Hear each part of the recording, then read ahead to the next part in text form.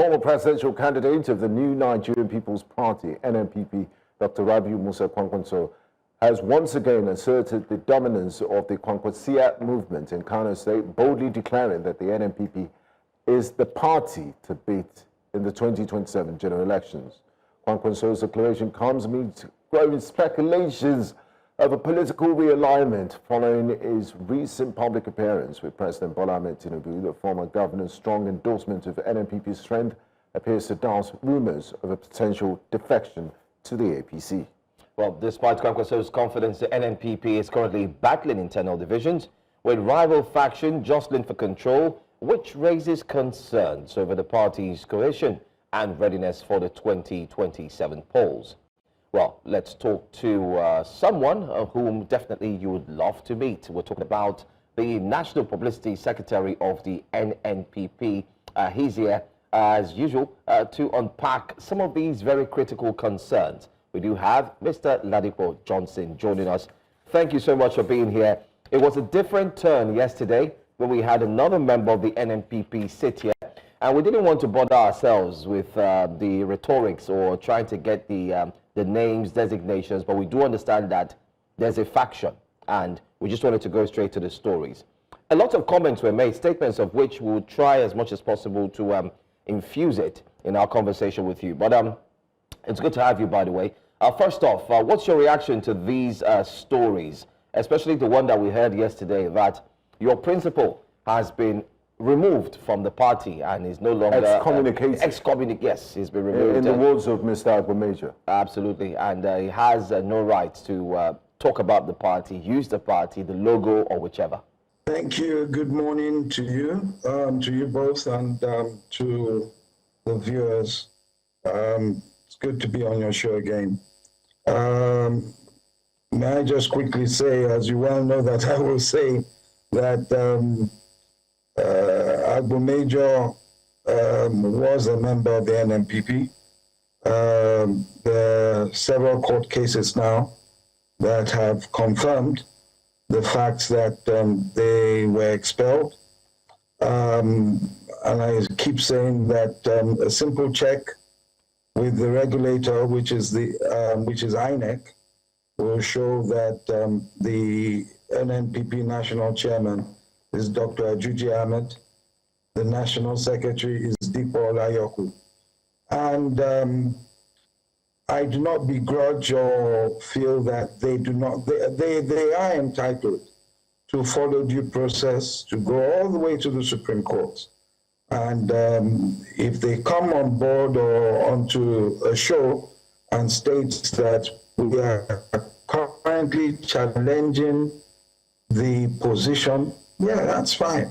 But if they keep making up that they seem to have some connection issues with Mr. Johnson, but so many things to unpack. I wanted to know if his reaction to Dr. Kwankwaso's statement that the NNPP will be the party to beat in Nigeria. Okay, go ahead and complete your comment. Go ahead. Yes, sir. So as to that statement, yes, it is. We are repositioning ourselves. The political atmosphere is developing towards 2027, and a lot of things are still going to happen.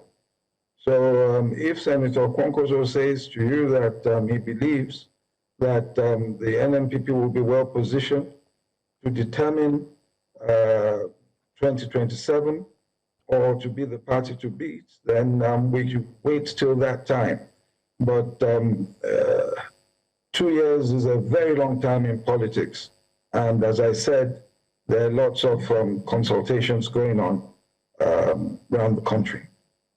Now, Mr. Johnson, I want to take you up on what your principal said, Dr. Rabiu Musa Kwankwaso, that the NNPP will be the party to beat in 2027. As we speak, there are factional issues within your party. Your party is still divided along factional lines, and the Kwankwasiyya Movement is only popular in Kano State. It's not a pan-Nigeria movement. So what do you think informed Dr.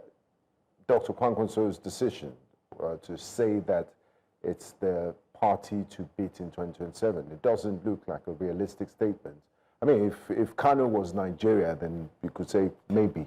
But looking at the whole of Nigeria, it seems that it's just political talk and rhetoric. Thanks. The first thing there is that looking at the party is not factionalized. We keep having to say that to you. Agbo Major and his co-travelers have some club, in quotes, for want of a better word, that they call the NNPP. They have some logo that is not recognized by INEC, and I don't know what I need to say. They are not within the party. They've gone to court, and the court has told they are not within the party. So I don't know why we keep beating that drum. They are not there. So the party is not factionalized. The other thing there is that as I said earlier, there is time. People are building bridges. We do not know yet. I might know, but officially we do not know yet. And things will pan out. You'll see the difference towards the elections. But when you talk about the Kwankwasiyya Movement, I am not from Kano. A lot of our members who are in Oyo, Ogun, wherever they are, Benue, they are not from Kano. You understand? And then let us even give you the benefit of the doubt and say, okay, it's only popular in Kano. Why do you think Senator Kwankwaso or the Kwankwasiyya Movement have been or are a recurring decimal in the political space of Nigeria, if it is only Kano? And that is because the votes from Kano can wipe out about 6, 7 states, and has done that in the past. The votes from Kano alone wipe out the 5 eastern states. So you see the strategic position of Kano and the importance of it. And so I keep telling people that when we say, oh, it's only Kano, you understand, you're not talking politically. The politicians at their desks will tell you that when that vote comes in, it is a determinant factor in where Nigeria goes or in what happens. You have a higher registered list of registered voters from Lagos State, but they would never hit the turnout of Kano. Never. Since I've been younger, that's been the results that we've seen. So that is the importance of it all. But I maintain that it is not just Kano. There are other things that will come to the table or are at the table and everything. So the fact that, and the candidate will not go alone. You don't do it alone.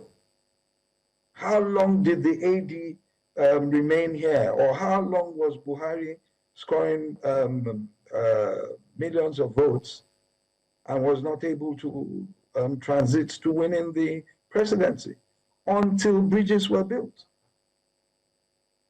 So it is a good foundation to have. And I assure you that even though Senator Rabiu Kwankwaso has not said that he is contesting the presidency yet in 2027, but if he were to choose to do it, it's a good foundation to have. Kano State. Okay. All right. Let's talk about the coalition.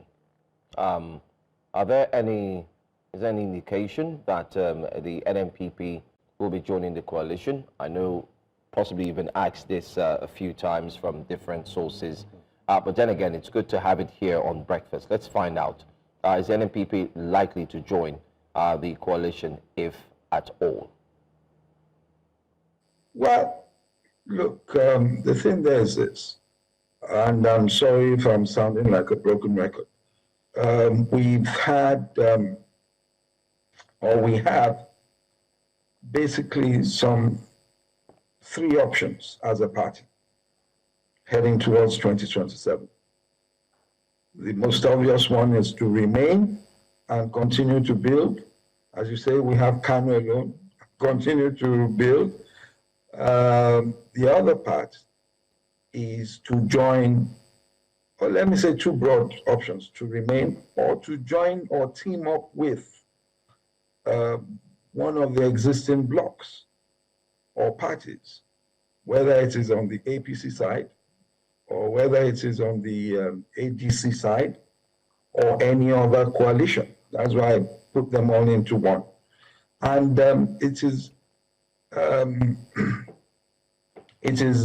beyond me as an individual. Yes, I'm the National Publicity Secretary, to tell you at this time that it is most likely or more likely that we will be working with so-so and so-so and so-so. You would understand that I am not in a position to say that right now, because, as I said, the party is working through some of its individuals, top individuals, to talk to groups and people. Senator Kwankwaso himself, as an individual, but a member of the party, is also talking to people. Elder Buba Galadima is doing his own consulting. So all these things will come together. You see, we've said one thing. Okay. Yes, we've hit midterm, and I've always said that yes, you can try to be a constructive opposition party, but you have to give government time. And they've had 2 years. We've hit midterm. And we now say to ourselves, it's time to begin to talk and everything. But we do not want to distract. Now you can see, most people say to me that it is so sad that you are only concerned about 2027. No one is talking about education, healthcare, etc., etc. And I keep telling them that, well, it's not us. You remember how this all started. I think former Governor El Rufai made the first move and made some statements, went into the SDP, correct me if I'm wrong.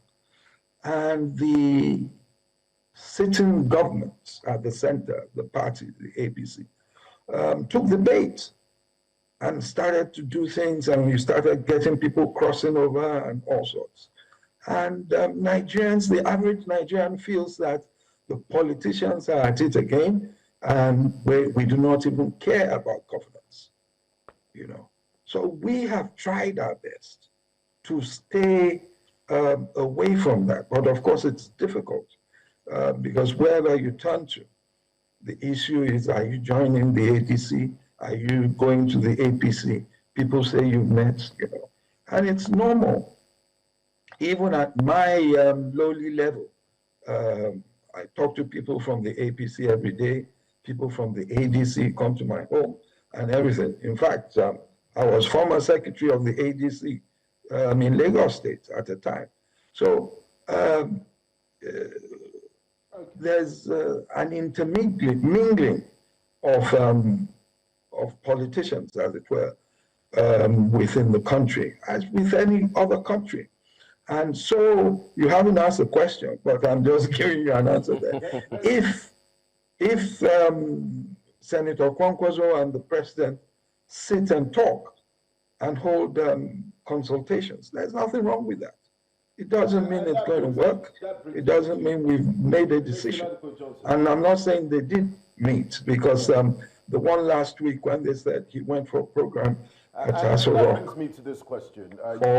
You just preempted my next question, Mr. Ladipo Johnson, and you succeeded in not answering my colleague's question with regards to the NNPP joining the coalition. You said you're not in a position to, but you're the National Publicity Secretary. You're supposed to communicate party issues to us. But can you give us a timeline? You said consultations are going on at the level of Buba Galadima, Dr. Kwankwaso. Could you give us a fair timeline of when we will get an answer to that question, and if it will be communicated to the members of the public?